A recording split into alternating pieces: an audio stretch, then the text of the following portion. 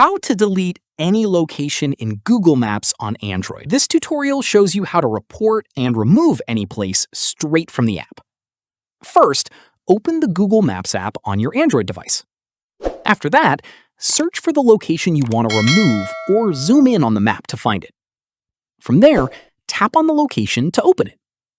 At this point, scroll down and tap on Contribute at the bottom of the screen.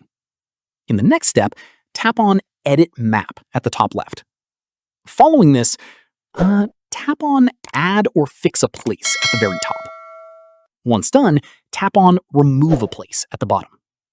From there, select the location you want to remove and tap Next.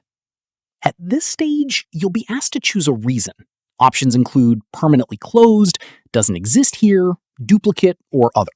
Tap whichever one applies to your situation. After this, if prompted, add any additional information or photos to support your request.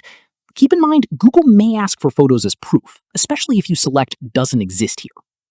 Finally, once you've filled everything in, tap Submit. Google Maps will review your request, and if approved, the location will be removed from the map.